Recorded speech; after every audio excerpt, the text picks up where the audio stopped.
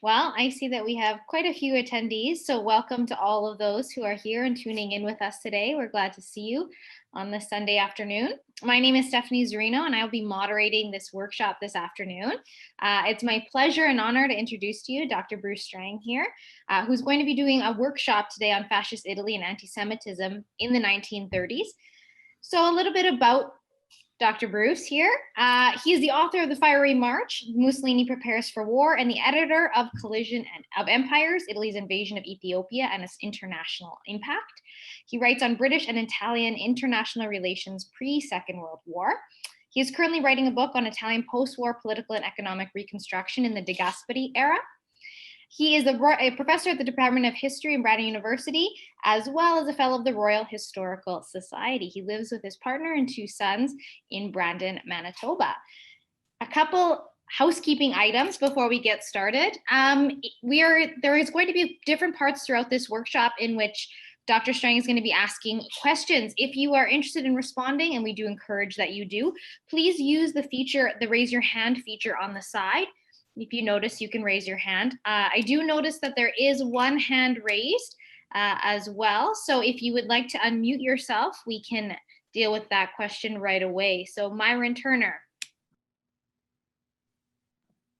Oh, our hand went down. Okay, well, that was a perfect example. If you do have a question or you do want to respond, please feel free to do so. We really do encourage that.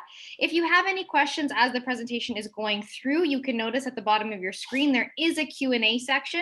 So please feel free to type those questions in. And at the end, I'll be happy to read those off and Dr. Strang will be happy to answer those for you. So I think without further ado, let's get started on anti-Semitism in Italy in the 1930s. All right, thank you, Stephanie, for that introduction.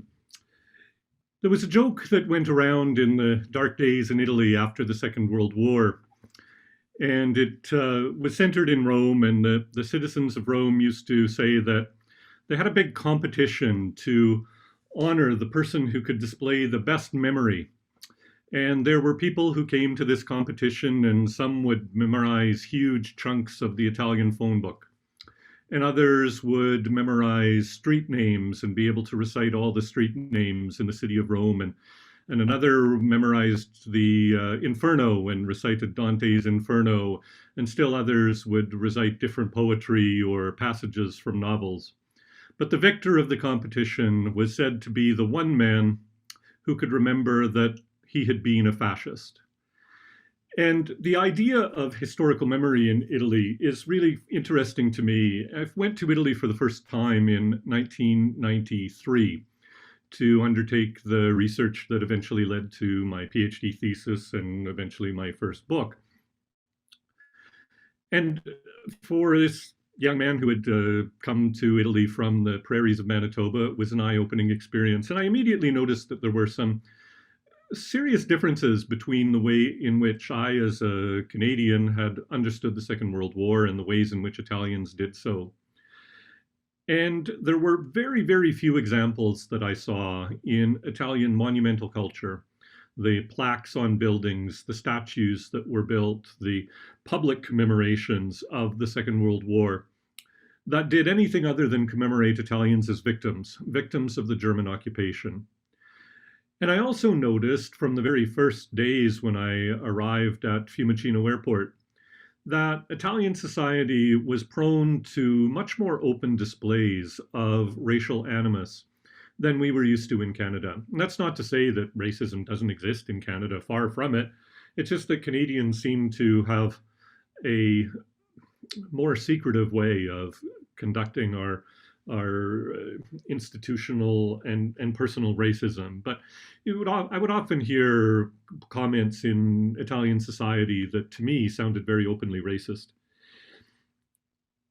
And this also got carried out for me in much of the Italian literature that I was working with, and particularly studying in foreign policy, where there was a broad tendency amongst a group of Italian historians centered on the dean of Italian diplomatic historians, a man by the name of Renzo de Felice. Some of you who are familiar with Italian history will know that he's written a massive 8-volume biography of Mussolini, and as well as a history of Italian fascism and its treatment of the Jews.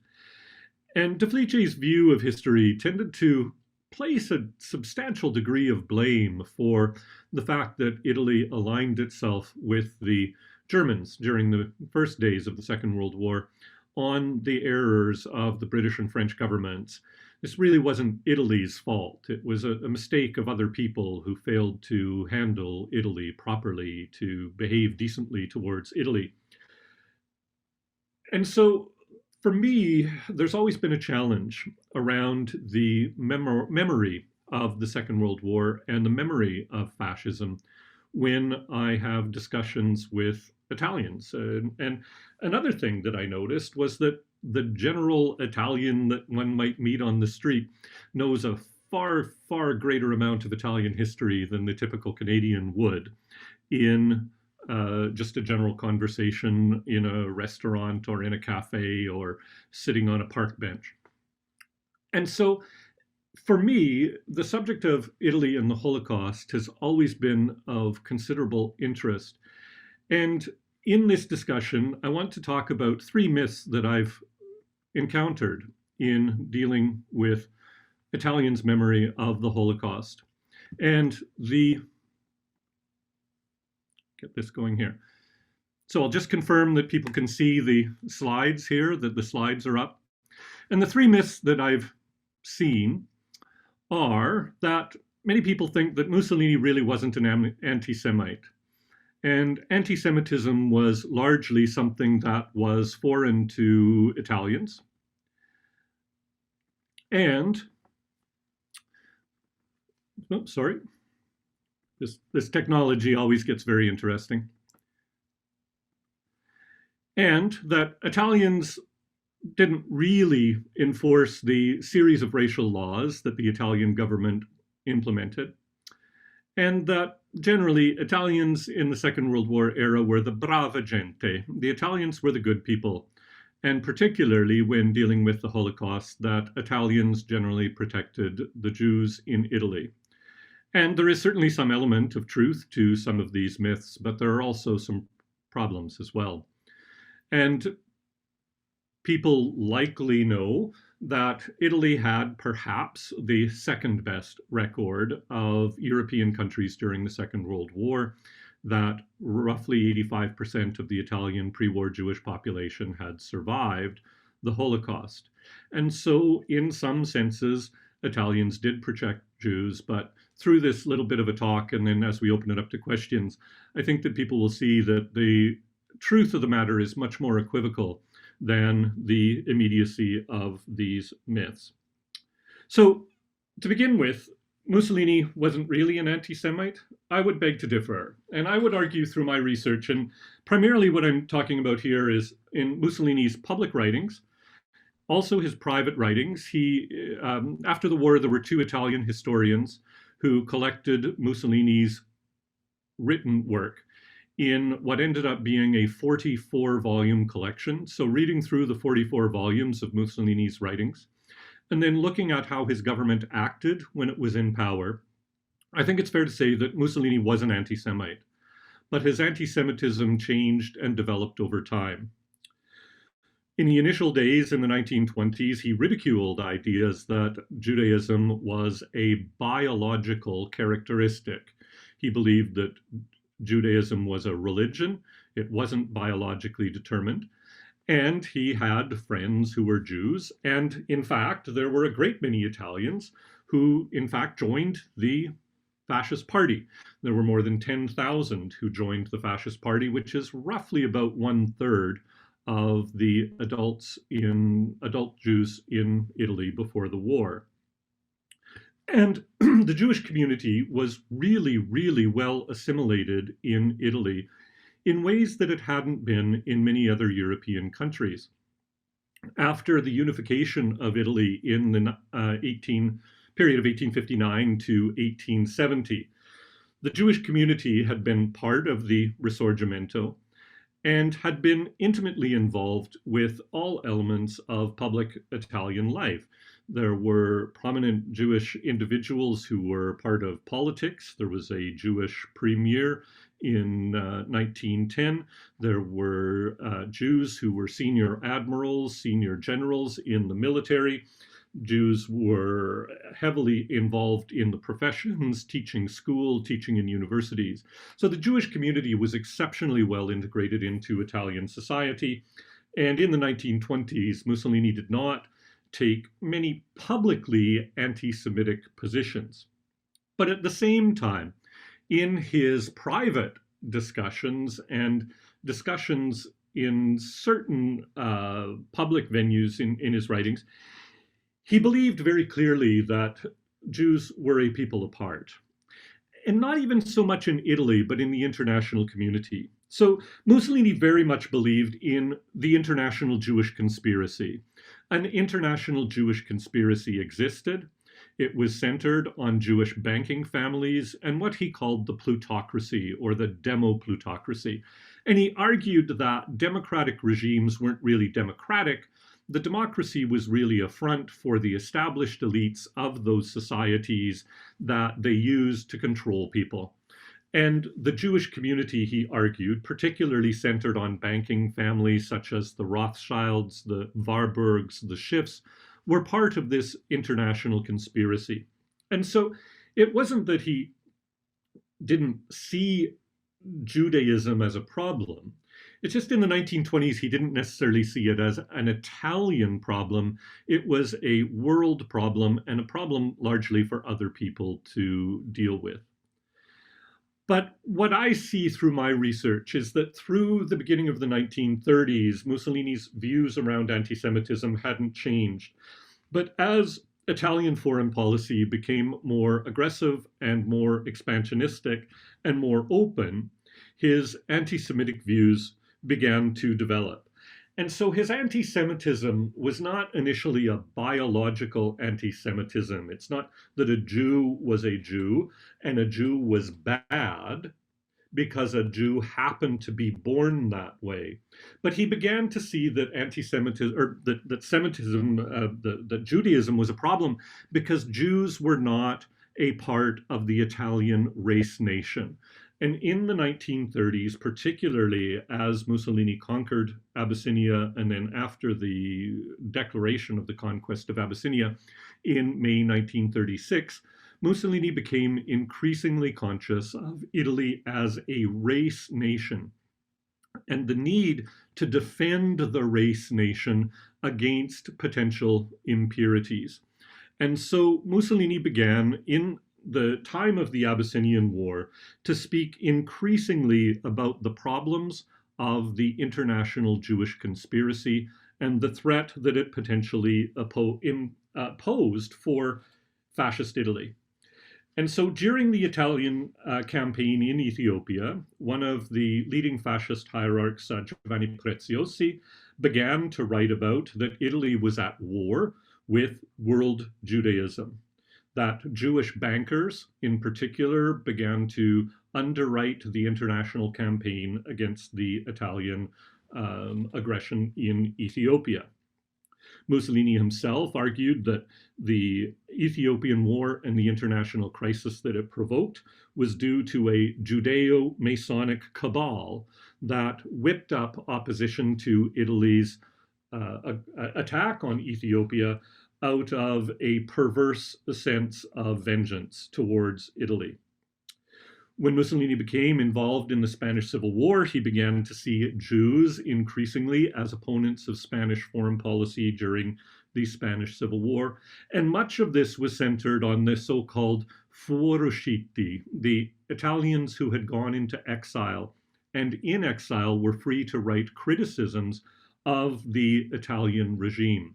So the fuoriusciti, often organized around organizations such as Giustizia e Libertà, Justice and Liberty, had many Jews as part of Justice and Liberty. And so Mussolini began to see Judaism as increasingly a problem. During the Spanish Civil War, Mussolini talked about Jewish, and I quote here, ferocious exclusivism, and their, and I quote again, disproportionate political and economic influence in Italy.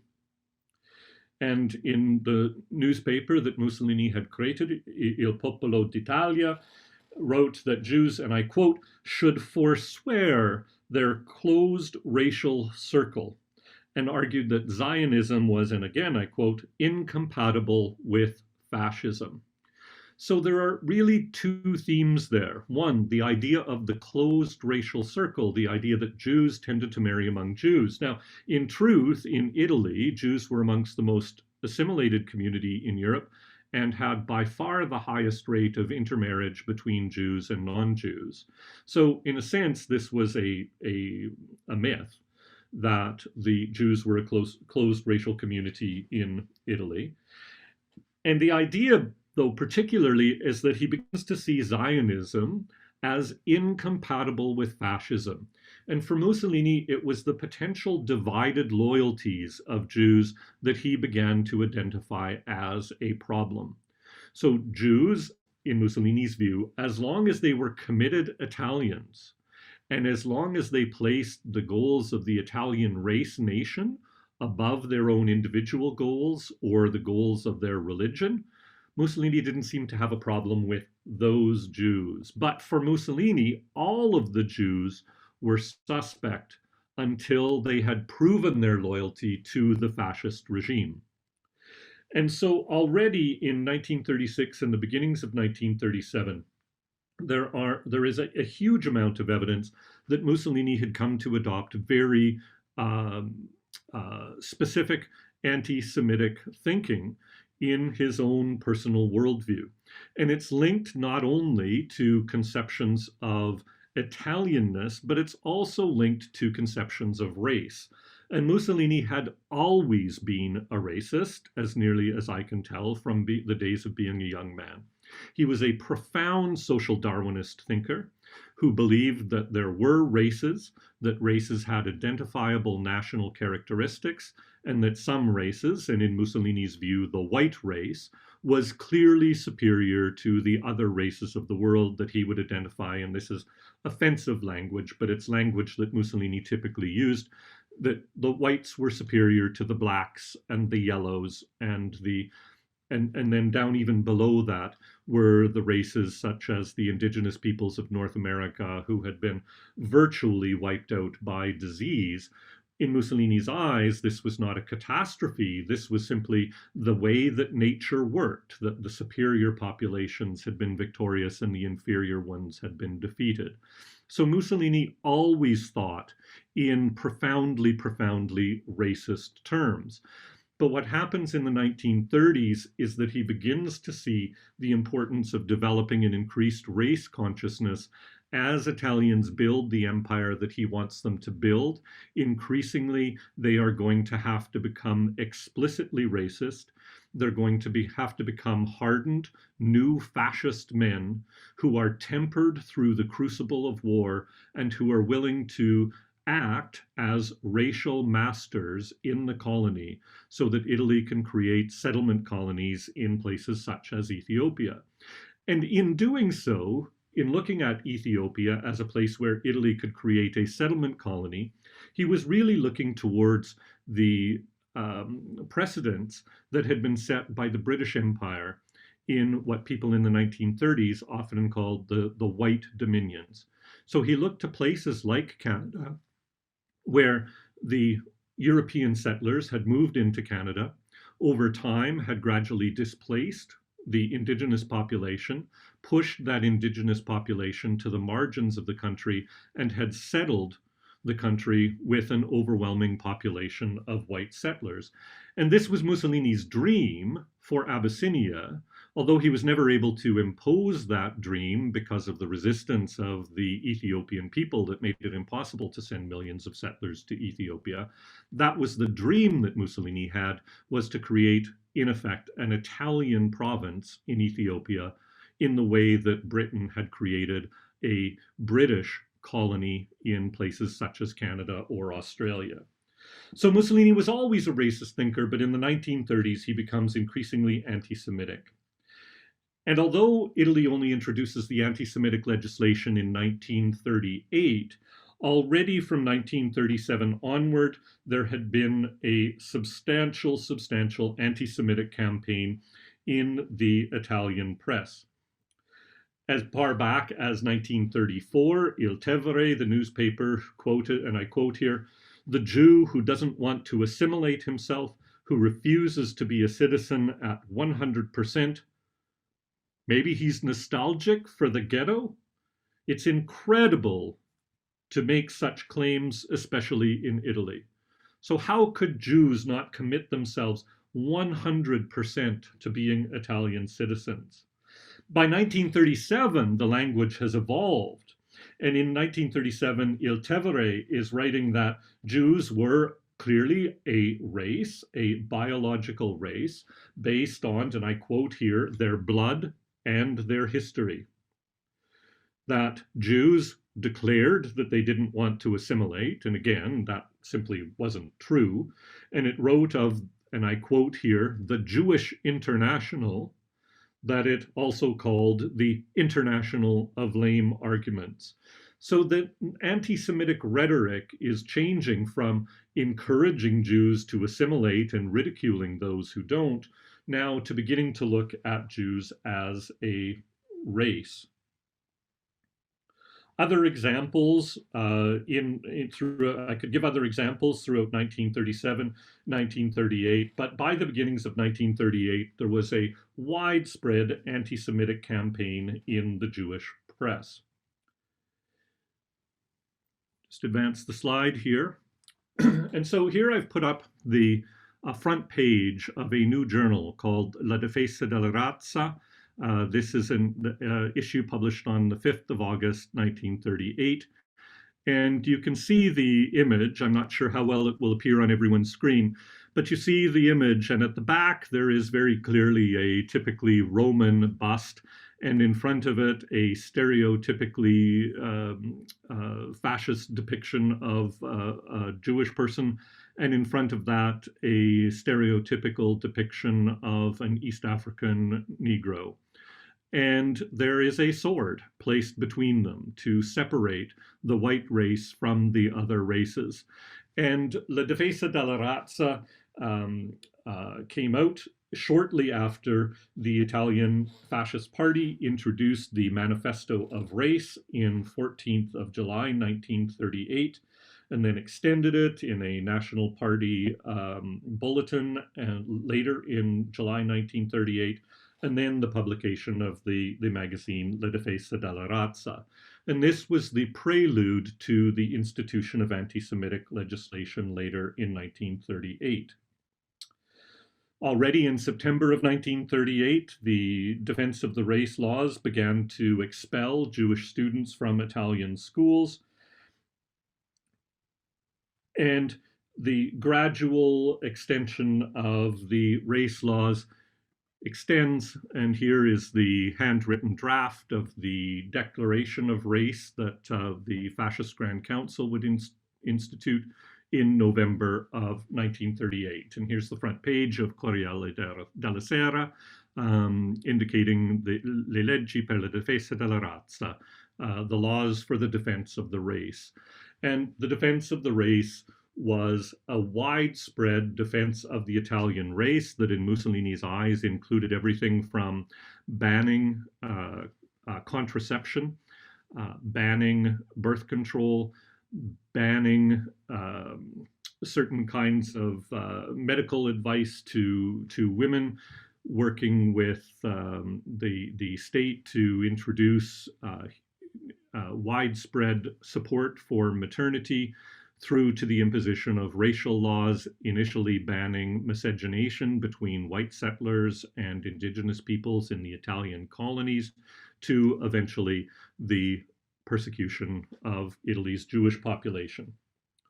And one of the very interesting things for me when I first began researching this back in the Italian archives in the 1990s is that unlike Germany, where Germany introduced an absolutely biological view of racism, Italian anti-Semitic legislation included an exemption, and they called it the discrimination. And this is odd because it's contrary to our usual use of the word in Canada.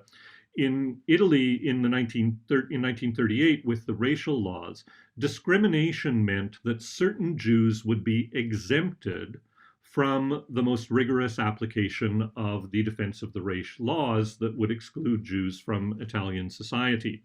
So if a Jew had somehow proven himself or his family were devoted to fascism, then they would be partially exempt from the imposition of the Defense of the Race laws. So one could be exempted because one was a wounded or decorated war veteran. One had volunteered to fight in the First World War. One had been early volunteer in the Fascist Party in what Mussolini called the early days of the Fascist Party during its days of struggle. So if you had joined fascism when it wasn't fashionable, then you had shown your devotion to the regime. If you had joined in the 1930s, that wasn't good enough. You weren't. It could just be a careerist kind of move. So, and then there was a fourth category that he called those who had fallen in the cause of fascism. So that group could be excluded from the harshest application of the racial laws. So for Mussolini, anti-Semitism was not strictly speaking biological, although there was an element of biology to it. But in his view, certain Italians could prove their loyalty to the regime and thus would be exempted from aspects of the racial laws. But what did the racial laws do? And I've got a very devastating depiction here taken from the journal La Difesa della Razza.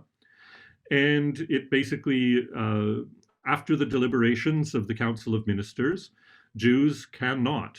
And it lists a whole bunch of things and these caricatured drawings of Jewish people and the prohibitions. They can no longer serve in the military.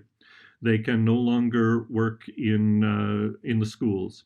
They can no longer own factories or farms of that participate in national defense. They can't own factories or farms of a certain size. They can't have domestic servants, whom the Italians now just designated as Aryan. And they expelled all of the Jews, of course, from outside Italy. Of course, foreign Jews could never be part of the Italian race nation. And then it goes on to say that there can't be Jews in the administration, the civil or military administration of the country. Jews would be expelled from the fascist party.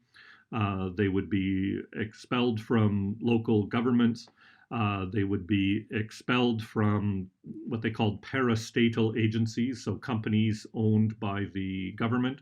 They would be expelled from banks and insurance companies. And primarily, and this was an enormous, enormous blow against the Jewish communities, is that Jews would be excluded from schools and universities. So the Italian racial legislation was widespread, it was sweeping, and it had a very, very heavy penalty for the Jewish population. The statistics are that roughly 4,000 Jews lost their jobs. That included about 2,500 professionals, 200 teachers, many more university professors, 400 civil servants, and over 5,600 students. And the response of the Italian public was not a widespread public demonstration of distaste for what the fascist government was doing. There are some local small examples. For example, one worker, Beppe Foix, indicated that at his factory, the factory workers immediately came to him and apologized for Italians' treatments of him as a Jew. Eventually, when he was fired from his job, there were roughly 300 of his co-workers who joined up, who came with him to see him off at the train station. But these displays of solidarity with Jews were very relatively rare and relatively localized, and there was little widespread reaction.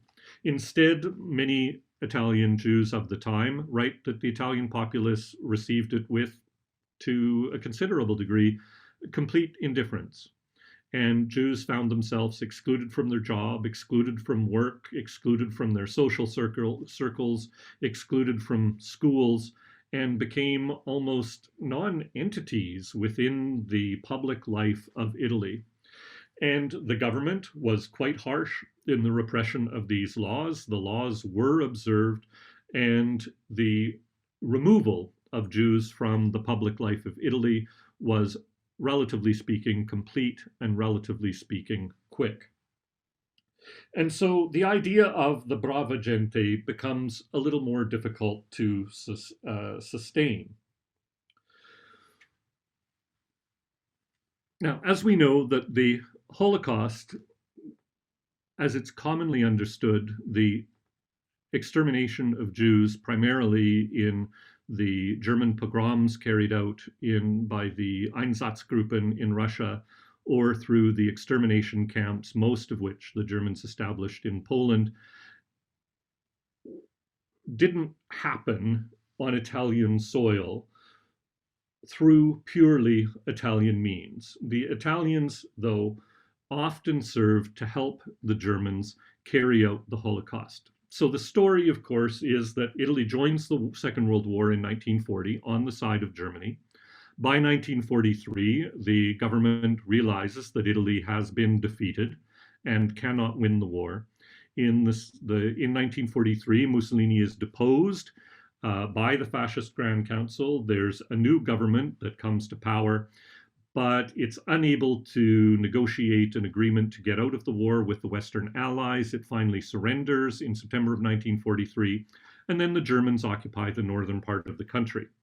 Mussolini is imprisoned by the Italian government. The Germans rescue him in the raid on Gran Sasso, and then establish Mussolini as the leader of the Repubblica Sociale Italiano, the RSI, in the north of Italy.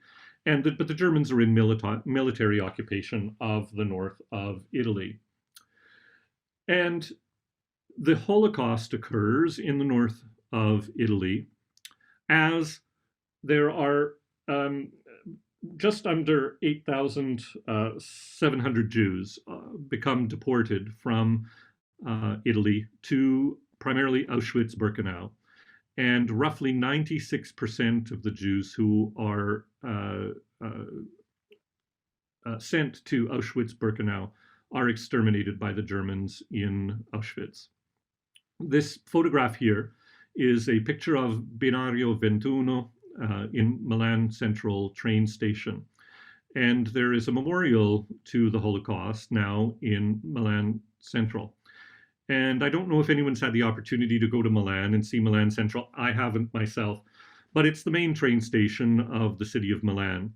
But track 21, shown here, is not in the main train station. It's actually an underground cavern, as you see here.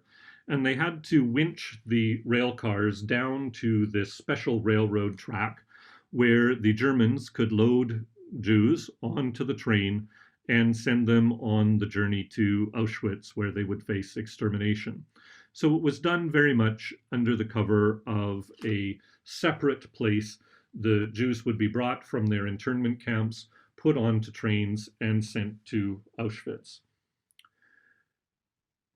And Italians at the time who lived through World War II had a series of options. Before World War II, many had fled into exile, had emigrated to other countries, had gone to places such as the United States, Canada, Argentina, France, Britain. Others simply tried to survive, to live through the imposition of the racial laws and their exclusion from Italian public life. Others had to try to find ways to make a living. Some fled to the hills and joined partisan groups, particularly after the German occupation in the north. And so there were a huge number of reactions from the Jewish community to the threats imposed by the Italian state, working now often in cooperation with the Germans. And because it is primarily a German expulsion of the Jews, for many, many years, Italians used to comfort themselves that this was really something foreign. The racial laws, Mussolini had borrowed them from the Germans. He just imposed them because the Germans wanted him to. That it was the Germans who carried out the Holocaust, and that in fact Italians had protected Jews. And that is true. There are many, many examples. The Yad Vashem has recognized many Italians as righteous among the nations. To give one example alone, a priest in Assisi, working with many of his colleagues, was able to find places in churches, find places in Catholic households in Assisi, trained Jews to be able to follow the rituals of Catholicism to try to help them evade arrest and deportation, and is credited with helping to save the lives of roughly 300 Jews.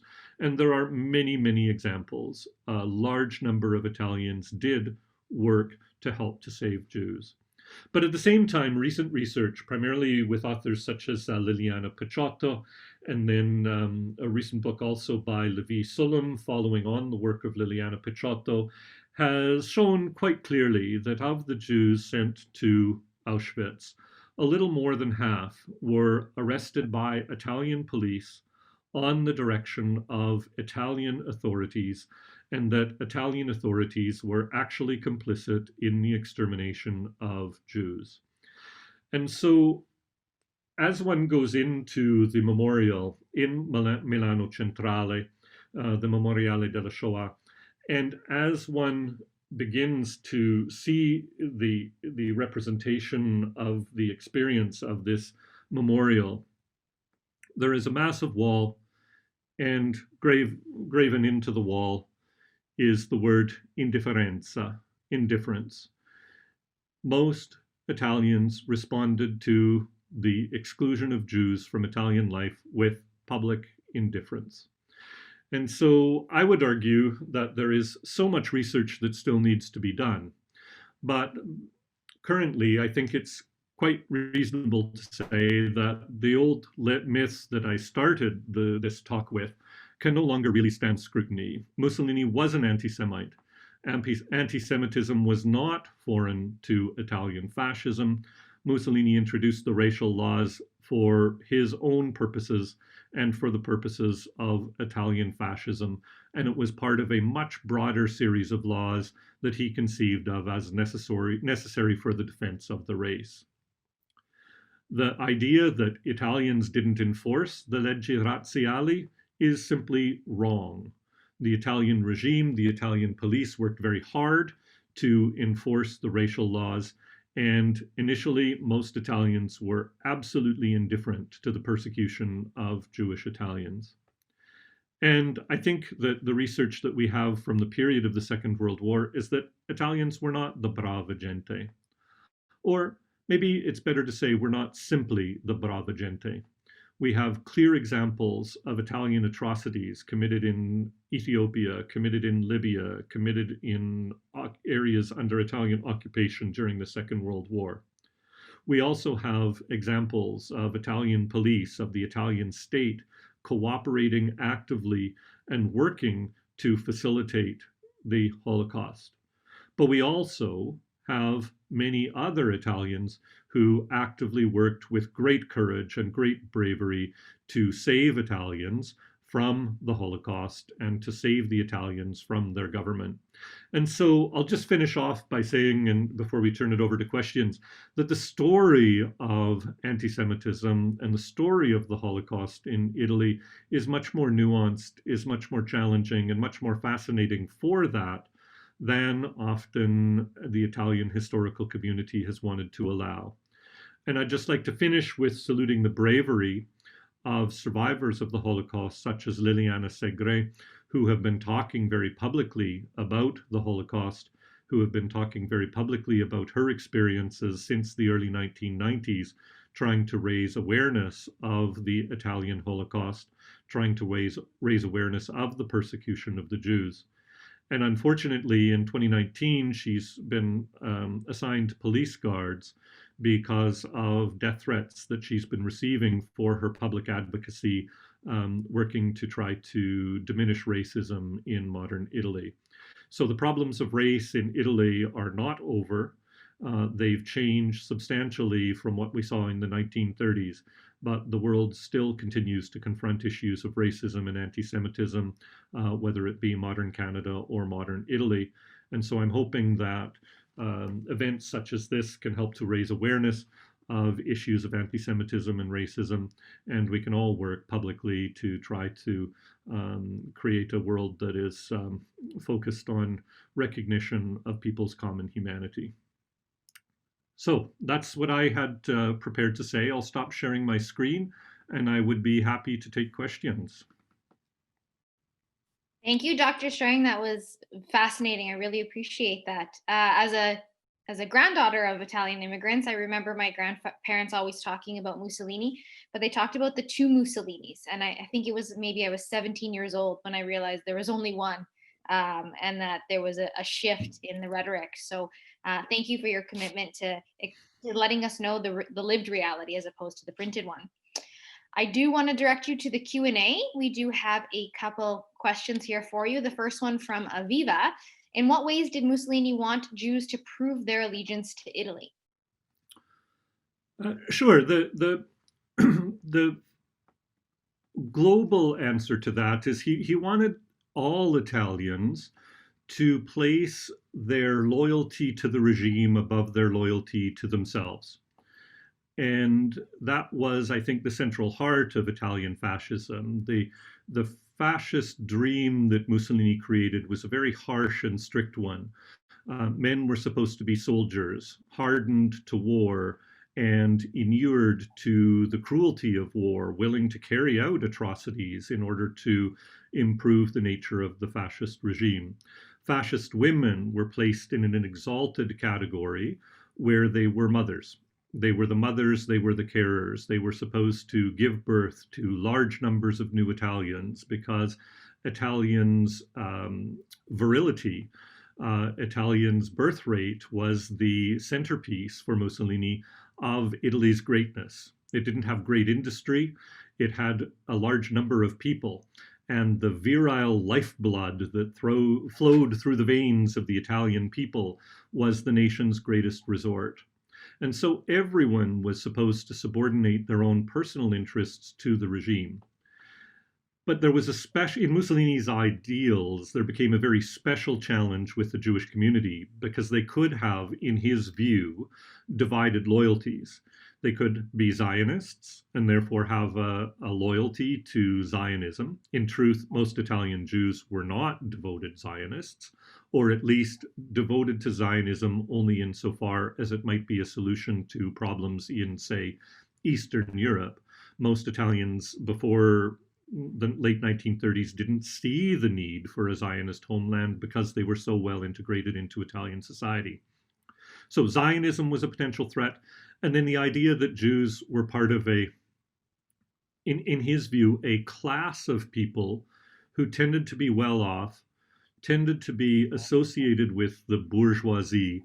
And Mussolini saw the bourgeoisie as a potential problem because they put their own financial and class self-interest above the needs of the state. So he often railed against the plutocrats or the bourgeoisie who were not sufficiently devoting themselves to Italian fascism. And he increasingly, in my view, came to associate Judaism with that group of people. And it became a self-fulfilling prophecy that he began to attack Jews publicly. And as Jews defended themselves as a religious and Italian community, it just simply led Mussolini to attack them for their exclusionary nature as they defended themselves as a religious community. And so the Jewish community became suspect. They could prove their loyalty, and there were really four categories. One, to have volunteered in the war or have been wounded in the war, to have been decorated, a decorated veteran. So if you had been conscripted and then had received a decoration for valor, you could be excluded. If you had joined the fascist party during the times of its struggle, so in the early 1920s, or as fascism seized dictatorial power in the end of 1925, beginning of 1926, then one had proven one's loyalty to the state. And then there was a very complex set of discussions within the Italian government about the loyalty of Jews who had converted to Catholicism. And the Catholic Church argued that once someone had converted to Catholicism, they were a Catholic and they should be exempted from the race laws.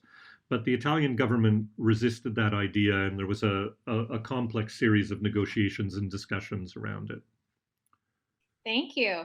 Another question that we have here: at the end of the war, was there a war crimes tribunal which put the highest generals and politicians under Mussolini on trial for war crimes? No, simply put, the only real purge, if you will, of Italian society tended to be in the north, where communist partisans often captured people and shot them without trial. And so there was called an epurazione, a purge of certain officials who were killed without trial by partisan groups. But after the war, there was no widespread investigation of war criminals. And in my own work in the book on De Gasperi, one of the areas that it wasn't the main focus of my book, but I sort of fell across it in the archives, is the very considerable work that the Italian government did. And this was the democratic government of the Italian Republic. The work that the government did to shelter war criminals from requests for extradition from other countries. So people that had quite obviously, like Marshal Graziani, for example, had quite obviously committed war crimes in territories that the Italians had occupied. The state tipped him off so he could flee into exile rather than arresting him. So there was no widespread condemnation of the Italian leadership. There was no widespread purge of Italian civil servants who had served under fascism for 20 years. And so there was a long period in Italian society where the state needed to find ways to work with the bureaucrats that existed, who all had come to live under fascism, had worked extensively under fascism. But they felt that they couldn't purge the entire civil service, and they didn't know who the committed fascists were and who people were who just simply happened to work with fascism because that's how one got a job. So it was a very complex situation. And I would add that, in my own profession as a university professor, the overwhelming majority of university professors signed an oath of loyalty to the fascist regime. Very few refused to sign the oath because they would be dismissed from their job. But of those 99% who signed the oath of loyalty to fascism, how many were fascists and how many just wanted to keep their job? And so it became a very complex situation as how they managed after the war. But I think it's, una vergogna. It's a shame for Italy that the government collaborated with war criminals to avoid the widespread condemnation of Italians who had been complicit in war crimes. Thank you for sharing. Our next question from Daniel Stone: how extensive was after 1880 in Italy modern anti-Semitism? It wasn't, Dan. It's very interesting because up until the formation of the Italian state in 1859 to 1870, obviously Catholic anti-Semitism had been extraordinarily strong in Italy. But because of the peculiar nature of the formation of the Italian state, and because of Pope Pius IX's extraordinarily reactionary stance against the new Italian state, he declared that he was the prisoner in the Vatican and that the Italian state was essentially illegal, and that Italian Catholics who collaborated with the Italian state would be excommunicated. There was a real opportunity for the Jewish community to take leadership roles within this new state. And there was a very small professional elite in Italy. So it's fair to say, I think, that the Italian Jewish community became incredibly tightly integrated into Italian society, that Italian Jews were layered throughout all of the elite of Italian society, whether in the military, whether it was in politics, whether it was in business or the professions. France had no equivalent of the Dreyfus affair and no sort of public equivalent of widespread condemnation of Jews. And so that's why many people say that anti-Semitism was a foreign import. Italy had gotten rid of its anti-Semitism. But I think that it's fair to say that there was a latent anti-Semitism that existed in people like Mussolini, who didn't see it as necessary to talk about anti-Semitism in a public way, but in a very private way maintained anti-Semitic views about this idea of, Jewish international world banking order, even as he associated with Jewish people. So it was a complex and not necessarily easy to draw out kind of set of circumstances. But I would say up until the mid 1930s, anti-Semitism in its public manifestations had been noticeable more by its absence than by its presence in Italian society, which is why for so many Italian Jews it was a shock. And quite literally, there were more Italian Jews who were members of the fascist party than who actually died in the Holocaust. So Jewish acceptance of fascism was widespread. Roughly a third of adult Jewish people were members of the fascist party, which is an extraordinary representation in comparison to the rest of the population, where it would have been less than 10%. And following up on that, can you touch on the Italian internment camps, and where they were, what that looked like in Italy for many Jewish Italians? Yeah, sure. So there were different places in Italy where Jews were interned. The most famous one was in Fossoli, and basically they were prison camps. They interned arrested Jewish citizens, put them into these internment camps, such as Fossoli, and it was like it was a prison. They weren't allowed to have an outside life. There was some communication with the local towns, of course, to get food for the communities. There was a Jewish life within Fossoli, where there are records of people who had skills, teaching young people skills, creating their own music and trying to build as much of life as possible within Fossoli. But of course, Fossoli was one of the places where the Germans then could find Jews, take them to Track 21 and deport them to Auschwitz. There were no extermination camps per se on Italian soil, although there was a camp just outside of Trieste that was in the German occupation mandate, where the Germans carried out roughly 300, I think it is, executions. But the Italians also used other kinds of internal imprisonment. They often used a thing called confino, which was simply to take an intellectual from usually their urban setting, and send them to live in a very small town of great isolation in the Italian south, where they'd be cut off from um, their community, cut off from access to news, political life. And so there were other examples of sending Jews to Confino as well, before the Italian defeat during the war. So there's a lot of different examples of how how the Italian state dealt with its Jewish population.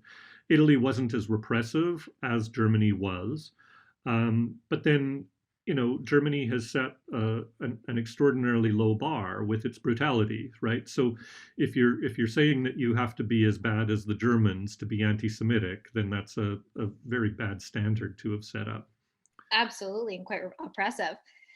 Being cognizant of time, another question from Daniel Stone: to what extent was Mussolini's evolution in the 1930s a product of conversation with German diplomats and other racists rather than political pressure? I would say, Dan, none. I think the Germans simply didn't care, and they talked with Mussolini about other things. So, for example, the Italian Secret Service and the German Secret Service set up cooperation to hunt down socialists or to cooperate in trying to arrest fuoriusciti, for example. But the Germans didn't care at all about Italian anti Semitism. The German diplomats didn't raise it, they didn't talk about it at all with the Italians. I think Mussolini's evolution has to do much more with the conquest of Ethiopia, the need, his perceived need that the Italians would have to become conquerors, that they would need to develop this harsh racial consciousness to impose the superiority of the white peoples over what Mussolini saw as the inferior peoples of Africa. And the Jewish question became caught up in that, in my view, because of this conception of nationalism and the perception that Jews weren't always going to be good Italians. Now, there is considerable debate about this within the Italian historical community and with those who research on anti-Semitism. Some, such as Michele Serfate, would take my argument and extend it even further, that it was much more Mussolini's racism than even I would argue. Others have tried to argue that it was really just trying to cozy up to the German regime. But I've just never seen any evidence, A, that the Germans cared, or that Mussolini saw that this was necessary for the alliance with Germany. Has the Italian government paid reparations for any property that was confiscated?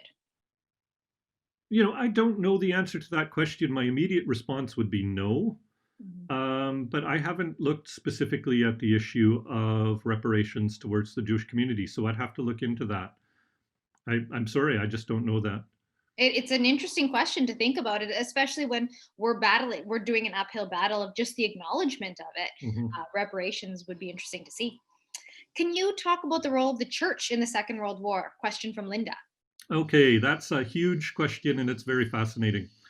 Um, Pope Pius XII has faced enormous condemnation for the Vatican's refusal to condemn Nazism, to condemn fascism more directly, and to condemn, in particular, Italian anti-Semitism. And it's true that the senior levels of the church's hierarchy continued to work with the Italian fascist government as they had to do. And it's true that they did not take a leading role, as, for example, Pius XI had done with German anti-Semitism when he issued his papal encyclical Mit brennender Sorge. It would translate, I think, mostly to something like "with burning concern" in 1937, denouncing German racial anti-Semitism. So the very leading hierarchy of the church was very passive and, relatively speaking, quiet. There were some leading cardinals and bishops who were cooperative with the fascist regime and were at least tacitly willing to go along with anti-Semitic legislation, and were not very powerful in denouncing it for sure, but also some who I think clearly felt that it was not an unworthwhile project. But then there were also hundreds of priests within the Catholic hierarchy who saw first fascist anti-Semitism and the exclusion of racial laws as problematic. There were some of those who saw it as problematic because they were discriminating against Jews who had converted to Catholicism. But there were many more who just simply saw it as revolting, as un-Italian, and as inhumane. And then during the Holocaust itself, we have dozens and dozens of stories of Catholics, Italian Catholics, of Italian Catholic priests who worked to, often at grave risk to their own lives, to save Jews. And Yad Vashem has done a lot of work on recognizing people who worked to save Jews during the war. So it's a very challenging question. The defense, I think, of the Catholic Church would be that its goal was spiritual salvation for Catholics. And it needed to be able to work with the German government and needed to be able to work with the Catholic or with the government of fascist Italy in order to be able to provide parish services to worshippers. And without the intercession of the clergy in Catholic theology, it would condemn hundreds of thousands of millions of people to eternal damnation if they could not have the sacraments administered. So the Catholic Church had an overwhelming need to be able to find ways to cooperate with the conquerors, whether or not they agreed with what they were doing. That said, there's a lot that one could do in order to take a position contrary to these inhumane and unethical laws that Italy introduced. And I think that some of the criticism of the leadership of the Catholic Church is certainly justified. But there were examples. The famous filmmaker Vittorio De Sica was making a film in Rome, sponsored by the Vatican, and he employed many Jews on the set. And he long since had run out of film while filming the film. But he kept filming for weeks because as long as they were under Catholic protection, he could potentially protect the Jews on the film crew from being arrested by the Germans and deported. And he did so for quite a considerable amount of time. Eventually, the Germans did catch on to what he was doing and did arrest some of those Jewish people working on the film crew. But it's a widespread and complex issue, and there are a number of books written on it, some from very doctrinaire anti-Catholic positions. And I think it's more complex than that.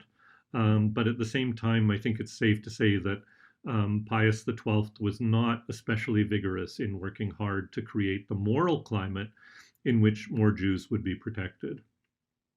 So I Absolutely. know that's a fairly vague answer, but it's such a huge issue, and there are lots of books written on it.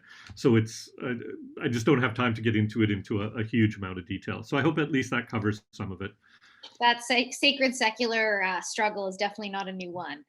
From Jera, in preventing and responding to anti-Semitism, what do you expect from community leaders and people of government?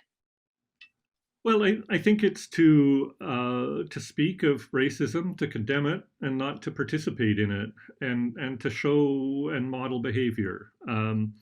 So, for example, when we have politicians in modern Canada who talk about Métis hunters exercising their rights to hunt and talk about this could cause race war, I think that's a profoundly disturbing way of discussing about these issues. I think that the lack of leadership of the Nova Scotia government, Mhm. of our federal government, on condemning the violence in Nova Scotia around the Indigenous population exercise of what it sees as its legal rights in the lobster fishery, I think is terrible. In Italy now, today, is there anti Semitism in Italy? Absolutely, there is. And um, if people are soccer fans, they'll know that in the city of Rome there are two soccer teams. There's Lazio and there's Roma. And Roma tends to be the team of the working class and the students, and Lazio tends to be the team of the suburbs. But both of them have groups called ultras, and those groups are what we would tend to call in England anyway, would call soccer hooligans. But it's happened on a couple of occasions that the ultra fans of Lazio have printed off and then posted stickers around Rome that depict the image of Anne Frank wearing a Roma soccer jersey. Oh, And the implication, of course, is that Roma soccer fans are all Jews, and the Lazio ultras don't mean that as a compliment, right? So racism and anti-Semitism are very much existent in Italy. And I spoke earlier of Liliana Segre, who's now, I think, 93 years old, who was sent to Auschwitz at age 13, survived the camps, and began in 1992, if I recall correctly, to speak of the Holocaust. To finally, after 37 years, she was 47 years, she was able now to speak of the Holocaust, and she's toured around the country and spoken to enormous numbers of school groups and to public communities, trying to um, talk about them and to instill the memory of the Holocaust and what it was like to be a young Jewish girl in the Holocaust and to lose her identity. And in 2019, she proposed a motion in the Italian Senate to have a commission to inquire into racism And the various right-wing parties in the Italian Senate all abstained on the motion.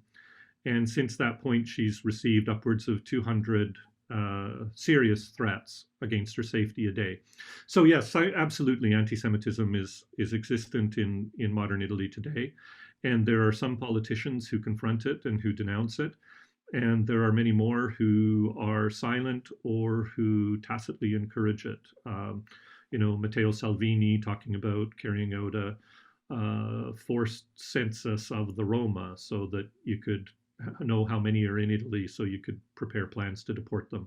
I don't think these kinds of actions are helping to um, diminish racism in modern society. And that is quite tragic to think of. And one of the questions in our Q&A was, do you think these anti-Semitic beliefs have faded over time? And I think you answered that, and you touched on it, that the level, even the smallest bit of racism is too much, and that we're shifting and pivoting regularly, but we also see racism here at home as well. And that's Mm-hmm. something to be very cognizant of. From Aviva, why are so many Italians unable or unwilling to recognize their own complicity? That's a great question. I'm not Italian. I've spent a fair amount of time in Italy, but I'm not Italian. I think it has to do with the ways in which Italian society sought to reconstruct itself after the war. Italy had been involved in some really nasty things before and during the war. The pacification of Libya, the invasion and destruction, including the use of poison gas against soldiers and civilians in Ethiopia, the decision to get involved on the side of Germany in the Second World War. Italy committed atrocities in occupied countries, and it's that history exists. But then in 1943, when Italy surrendered and then was occupied by the Western Allies in the south and the Germans in the north, it really created, well, it didn't create, but it furthered a division between the north and south. The south had a very different experience of the period of 1943 to 1945 than did northern Italy that was occupied. Northern Italy developed a very strong partisan movement, and not all, but much of that partisan movement was centered on socialist and communist movements. And the North tended to see itself as having liberated Italy from the Nazi invaders. And it gave one vision of a potential unification of Italy, that Italy had been anti fascist, that it had unified itself through anti fascism and had liberated itself through anti fascism. And that was one vision. And so I think it's fair to say in Italian society post 1945, there has been a left wing socialist communist view of describing Italian society as resistant to fascism and the heroism of World War II. For those who had fought with the Italian Social Republic against the partisans, for those who were in the South and had been occupied by the Allies, there was a very different experience during the war. And so the immediate development of Italy after the war was as a Catholic corporativist democracy. So basically, use labor unions and Catholic labor unions to fight socialism, to fight communism, to preserve the Catholic nature of Italy against the threat of communism. And neither of those groups really had much interest in memorializing Italy's crimes in World War II. Everybody in the government after 1948 or 1947, with the election of the first democratic government and then the formulation of the republic in 1948, everybody was anti-fascist in one way or another who was working in government. And so it was easier to treat the fascist period as the so-called parenthesis, right? Italy was democratic until fascism came along. Then there was fascism, and then Italy returned to democracy. So the democracy was real, and the fascism was just this weird parenthesis, and everything in there, let's just forget about that because it's inconvenient and it's unhelpful. So let's commemorate our creation of a new republic.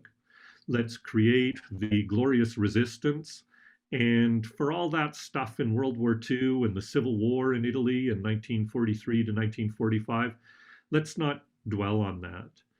And in some senses, that's not unhealthy, but in other senses, it's profoundly, profoundly unhealthy because it took and is taking Italy much longer to confront its fascist past than it did Germany to confront its Nazi past. And I think Italy is somewhere 30, 35 years behind Germany in the process of confronting its fascist past. Absolutely. And it does appear like revisionist history. Yeah, Um, absolutely. we had just being cognizant of time. We have time for two more questions.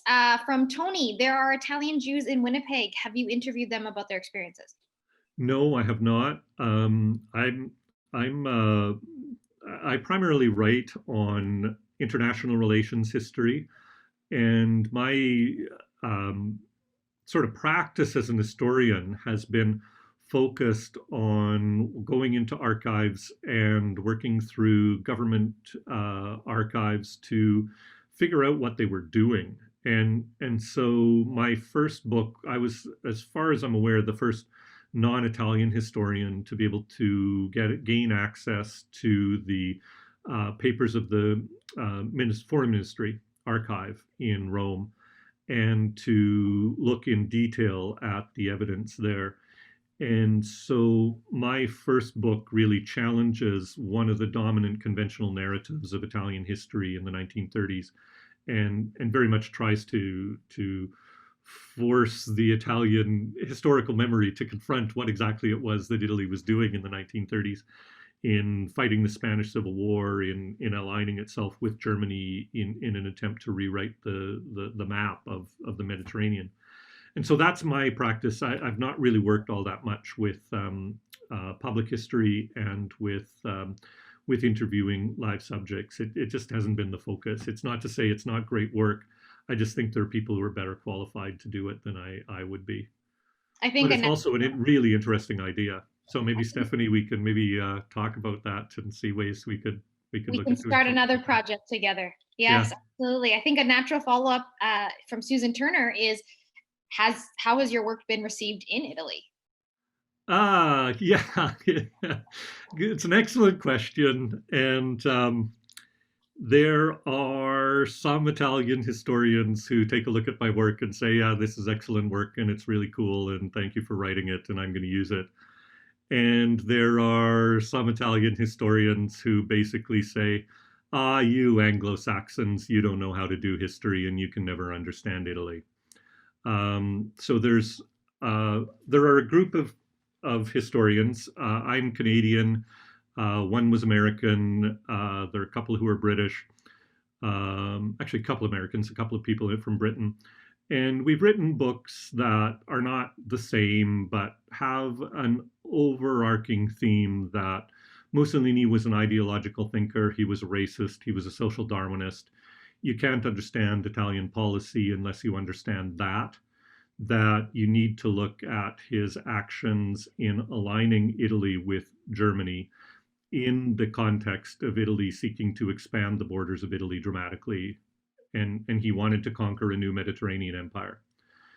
And so this group of historians is very much challenging the dominant mode of interpretation of Italian history. And I quite literally have had arguments in restaurants or cafes with people over Italian history because they're very passionate about it and they're very knowledgeable. But the history they've been taught is is the brava gente school. The Italians were the nice people, and if only the international community had dealt with Italy more fairly in the interwar period, then Italy would have been good democratic kind of people. And I think it's just not true and kind of absurd.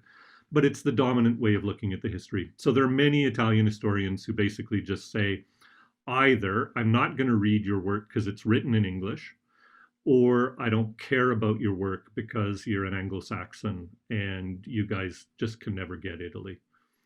So I'll leave that to others to decide whether or not an Anglo-Saxon really can understand Italy. I think I do a better job than some Italian historians would give me credit for. But you know, that's a very interesting question, and generally speaking, there are still quite a few historians who are resistant to this, what they call this Anglo-Saxon school. Well, speaking from on behalf of an Italian, I am very grateful for your work. You always seem to amaze me with it. So thank you for sharing this.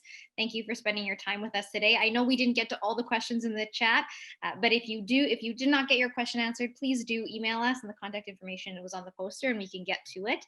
I do want to take this moment and acknowledge that there are a couple more events on for today. So at 3 p.m., there is the Vita Bella, Life is Beautiful with Dr. Jeremy Marin. As well as a little bit later on this afternoon, the actual film screening of Figli del Destino, The Children of Destiny. So with a Q&A followed by the director, Marco Spagnoli, afterwards. So please make sure you register for that, and we hope to see you there.